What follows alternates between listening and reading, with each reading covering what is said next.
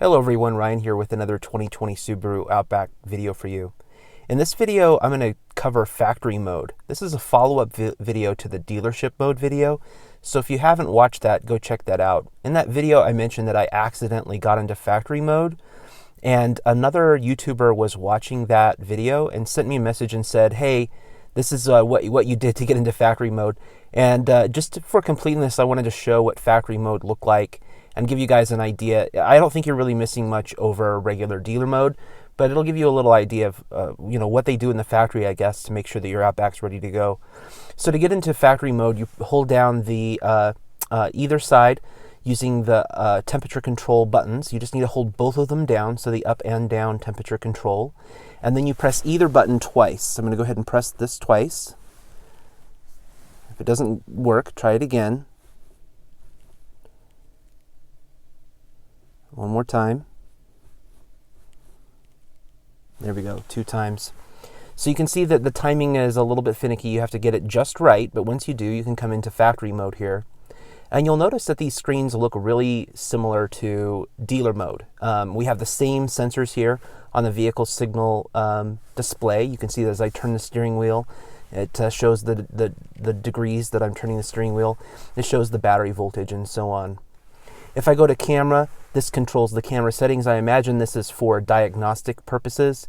You can come in here and adjust the camera guidelines and things like that, as well as change some of these settings. Obviously, don't recommend you do that under normal conditions. And then audio check is that mode that I mentioned at the end of the dealership mode video, where you can test the speakers. This is probably the only thing that's unique to factory mode that I've really spotted.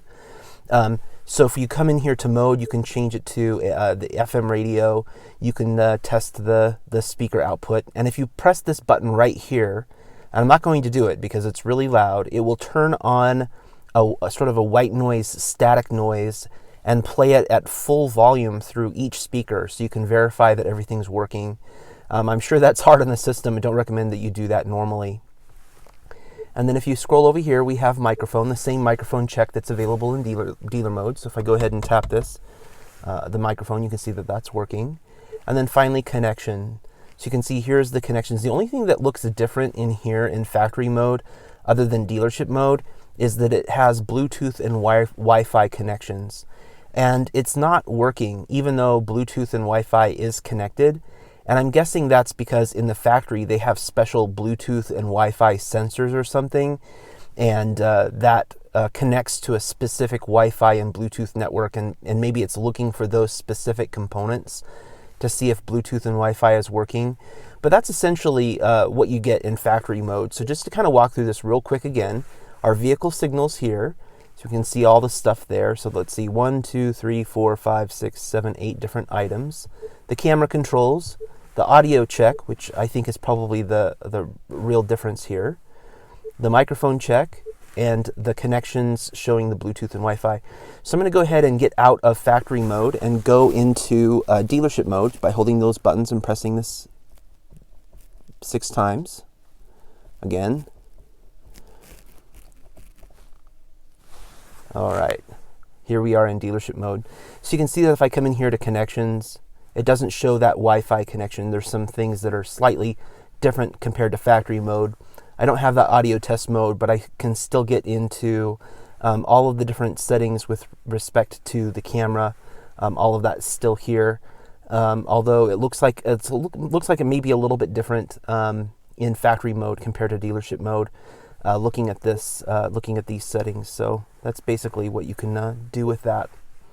So that's how you can get into factory mode. Just kind of a quick video. If you were curious how to get into factory mode, you hold down these 2 buttons and you press twice, and you can get into that mode.